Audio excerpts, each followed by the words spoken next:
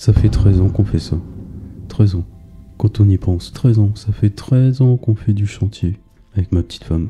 Moi, ça m'éclate quand j'y pense. Tu dois bien te demander pourquoi je monte ma petite femme qui fait des pâtisseries en début de vidéo. Pourquoi je monte mon chat dans le camion? Bah parce que c'est notre mode de vie en fait. C'est notre petite vie à nous, tu vois. Il y a quelqu'un qui m'a demandé l'autre fois si c'était notre boulot ou bien si on faisait ça en loisir. Non, en fait, c'est notre boulot. Ça fait 13 ans qu'on fait du chantier. Alors à la base, on est maçon, mais en fait, on fait plein de trucs, comme tu le vois là. Nous, notre truc, c'est la rénovation. C'est ça qu'on fait. Nous, on nous appelle quand il y a besoin de faire quelque chose de particulier. En fait, nous, ce qu'on aime bien faire, vraiment qu'on aime vraiment beaucoup, c'est tout ce qui est pierre.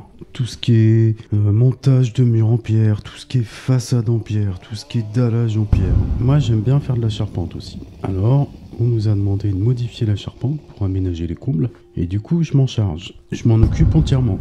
Je voudrais expliquer un truc qui est quand même assez important. Alors, je sais bien qu'il y a plein de gens qui l'ont compris depuis longtemps, mais je vais le dire quand même. Voilà. Nous, ça fait 13 ans qu'on fait ce boulot, comme je viens de l'expliquer. On fait environ 10 à 15 chantiers par an. Ça fait qu'on a des tonnes de chantiers en souvenirs dans notre tête. Et moi, ce que je fais en fait, c'est que je vous partage nos souvenirs.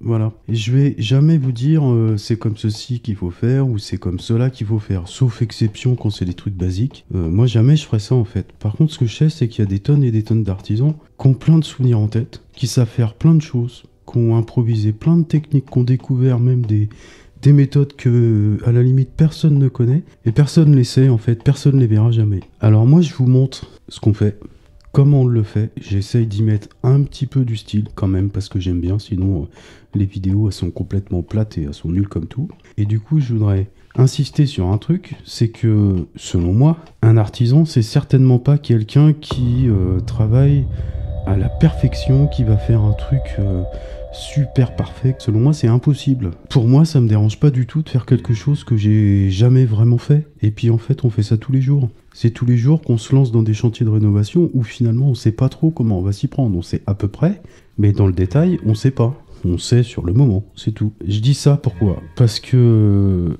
toutes les notions de la super haute perfection irréprochable du monde entier, du mec qui sait tout et qui est meilleur que les autres et que c'est sa technique qui est la meilleure, pour moi c'est pas recevable. C'est-à-dire que dans ma façon de vous montrer mes vidéos, c'est pas du tout comme ça que moi je vois les choses. Alors évidemment je le dis pas, hein, je vais pas vous dire attention c'est ma façon de faire, ne faites pas comme moi, ou faites comme ceci, ou faites comme vous avez envie, je le dis pas, je vous sors les vidéos, c'est tout ce que je fais. Je dis ça pourquoi? Parce que vous allez voir que dans le travail de la charpente qui va arriver dans la suite de la vidéo, à la limite c'est critiquable de partout.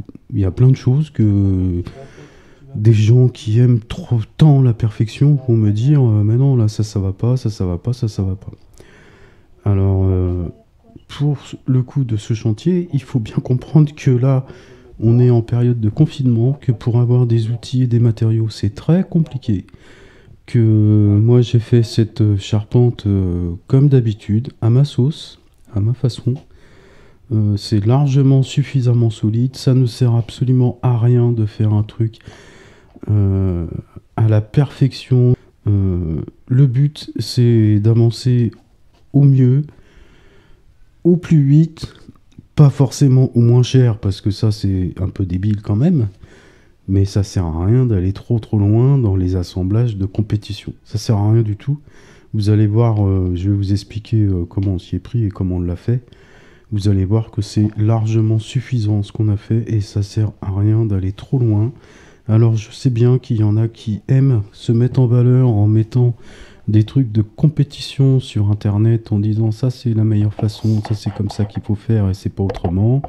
Et puis d'autres qui vont regarder cette vidéo par exemple et qui vont se dire oh là là ça va pas du tout, et puis qui vont prendre le clavier, qui vont faire des remarques etc. Faites vos remarques si vous avez envie, j'essaierai d'y répondre ou pas.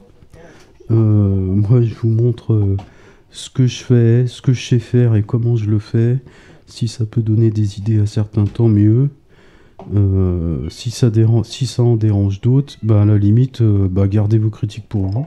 Vous en faites ce que vous voulez. À quel côté? Tu te mets à quel côté? Moi je suis là parce que sinon en fait ce qui va se passer c'est que ça va toucher la partie qui va rester. Hein, je vais essayer de le faire au mieux. Mais si on n'y arrive pas, on prendra la petite électrique. Hein.